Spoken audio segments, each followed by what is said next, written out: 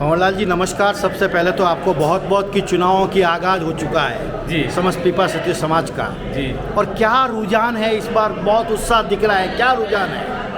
देखिए, ये हमारे पीपा क्षत्रिय जाति ट्रस्ट जोधपुर के त्रिवार्षिक चुनाव की जो हर वर्ष 3 साल में हमारे चुनाव होते हैं, तो इस बार समाज के अंदर जिस तरह से उत्साह देखा जा रहा है चुनाव के प्रति, लोगों में जो भारी उत्साह है, तो उसको देखते हुए आज हमारे ये पीपा क्षत्रिय समाज के जो गोत्रवार फॉर्म भरे जा रहे हैं और लोगों में मैंने ऐसा उत्साह पहली बार देखा हूँ।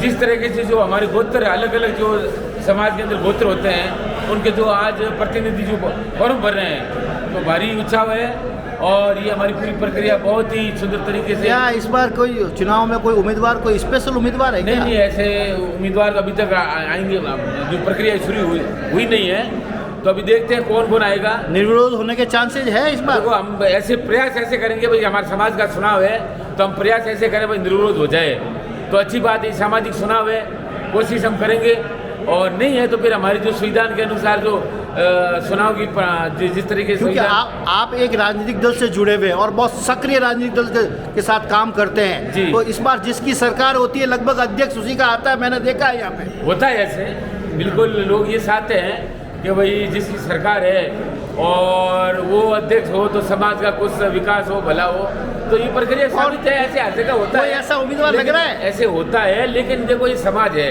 ऐसे भी होता है, लेकिन समाज है, समाज किसको सुने। मुझे ऐसी जानकारी मिली है कि जो पूर्व आपके उपाध्यक्ष रहे हैं ओम प्रकाश दहिया, इस बार शायद वो चुनाव लड़ रहे हैं। जी हाँ, चुनाव लड़ रहे हैं, वो भी लड़ रहे हैं। हमारे पूर्व अध्यक्ष प्रकाश जी छावड़ा भी लड़ रहे हैं, और भी कोई लड़ सकते हैं। अभी तक नाम सामने नहीं आए, 2 नाम तो सामने आए हैं। अब दो को उसके बाद समाज क्या फैसला लेती है, हम ये प्रयास करेंगे कि दोनों में से कोई भी एक सहमति, सर्वसम्मति समाज बैठ के निर्णय ले, तो ये सामाजिक चुनाव है। और बाकी तो जो संविधान के अनुसार चुनाव प्रक्रिया होगी वो तो संपन्न होगी। सिलाई कला बोर्ड की मांग की गई है इस बार। जी, सिलाई कला बोर्ड की हमारे लंबे समय से पूरी समाज की मांग है, क्योंकि हर समाज में चाहे केस कला बोर्ड हो, माटी कला बोर्ड हो, अन्य समाजों की काफ़ी उनके चेयरमैन बन चुके हैं और उनका जो ये बोर्ड गठन हो चुके हैं, तो हम भी चाहते हैं हमारा सिलाई कला बोर्ड गठन हो।